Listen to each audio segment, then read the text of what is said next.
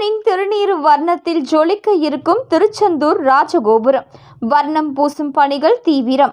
முருகனின் அறுபடை வீடுகளில் இரண்டாம் படை வீடான திருச்செந்தூர் சுப்பிரமணிய சுவாமி கோவிலில் நாள்தோறும் ஏராளமான பக்தர்கள் வருகை தந்த வண்ணம் உள்ளனர். திருவிழா நாட்கள் மற்றும் விடுமுறை நாட்களில் பல்வேறு மாநிலங்களில் இருந்து லட்சக்கணக்கான பக்தர்கள் வருகை தந்து முருகனை தரிசனம் செய்வார்கள்.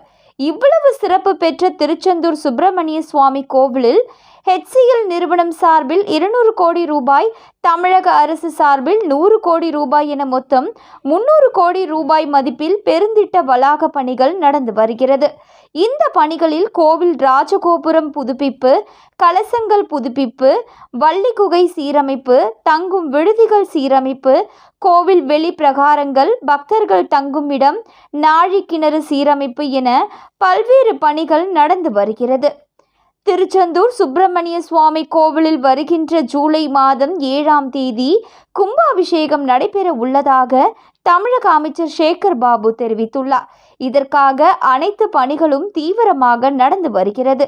இதற்கிடையில் பெருந்திட்ட வளாக பணிகள் இரவு பகலாக தீவிரமாக நடந்து வருகிறது.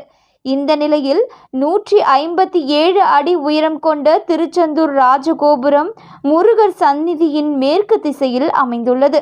பெருந்திட்ட வளாக பணிகளுக்காக 99 அடுக்குகள் கொண்ட ராஜகோபுரத்தின் உச்சியில் இருந்து 9 கலசங்களும் புதுப்பிக்கப்பட்டு பொருத்தப்பட்டுள்ளது. அத்துடன் அதன் அருகே நவீன முறையில் இடித்தாங்கியும் அமைக்கப்பட்டுள்ளது.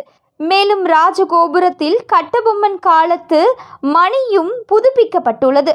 அதைத் தொடர்ந்து கோவில் ராஜகோபுரம் முழுவதும் வர்ணம் பூசும் பணிகள் தற்பொழுது துவங்கியுள்ளன.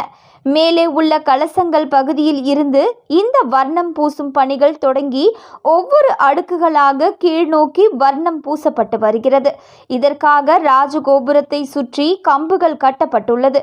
மேலும் குறுக்கே கட்டப்பட்டுள்ள கம்புகள் மேல் நின்றபடி பணியாளர்கள் வர்ணம் பூசும் பணியை மேற்கொண்டு வருகின்றனர். ஏற்கனவே திருச்செந்தூர் ராஜகோபுரத்திற்கு திருநீறு வர்ணம் பூசப்பட்டிருந்தது.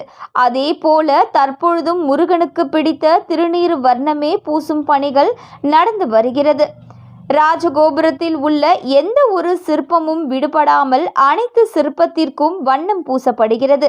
இன்னும் ஓரிரு வாரத்தில் இந்த ராஜகோபுரம் முழுவதும் வர்ணம் பூசும் பணிகள் நிறைவடையும் என்று தெரிகிறது.